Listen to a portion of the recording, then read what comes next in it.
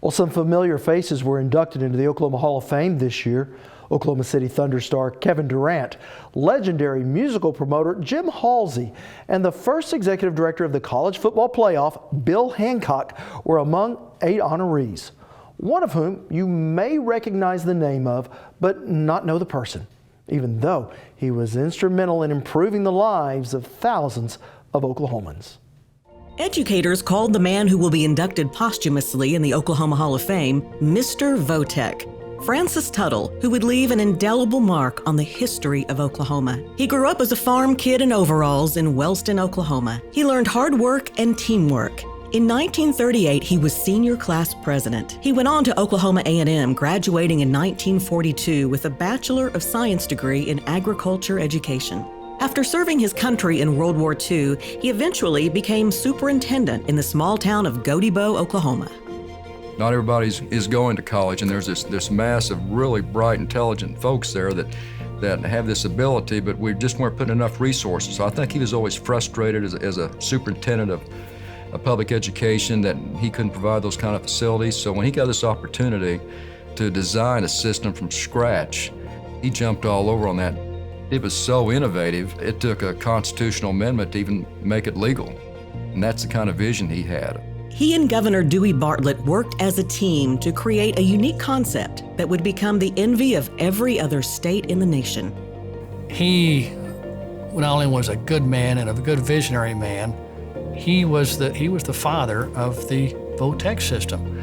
Dad did a lot of things, but without Dr. Tuttle, it would not have happened. It absolutely would not have happened. They made a great team, and they really were true friends. He and I were lobbying for money, and we walked into a senator's office, and the secretary was typing. She said, "Well, can I tell him who's here to see him?" And he said, "Yes, this is Roy Peters, and I'm Francis Tuttle." And she stopped typing, and for the first time, she looked up, and she said, "Francis Tuttle?" He said, "Yes, ma'am." And she said, "I take night classes at Francis Tuttle." And he said, "Yes, my mother named me after that school." Well, just think about it. If Dr. Tuttle hadn't come onto the scene, there wouldn't be 29 career tech center districts right now with 59 campuses covering 98% of the state. And that only happened because he was the right man at the right time to be here. Now, people who weren't typical college-bound students could have professional instruction to help them get good-paying jobs right here at home. It was a game changer for Oklahoma. In 1982, the Francis Tuttle Votech Center was dedicated to the people in its district. His visionary ideas live on. I think that the strategy for tomorrow is going to be that a greater requirement, a greater emphasis is going to be put on the more technical aspects of vocational training.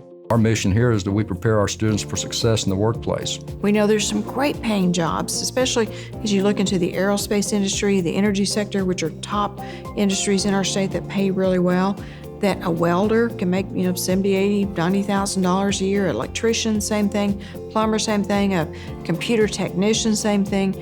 Those are all good paying jobs for Oklahomans and needed jobs. He was just so concentrating on making Oklahomans productive. And in many cases, turning tax users into taxpayers.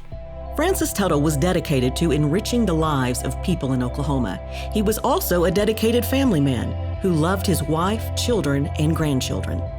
The most amazing thing is every time we go to an event that has anything to do with the career tech system, we come away amazed with how strongly those people feel about my grandfather. They idolize him, and they think they just can't say enough about a wonderful guy he is. And I think they've all worked so hard to make a lot of this stuff happen. Dr. Tuttle, a man revered in his field, retired in 1986, but his legacy lives on. I don't see anything but a tremendous future. Thank you.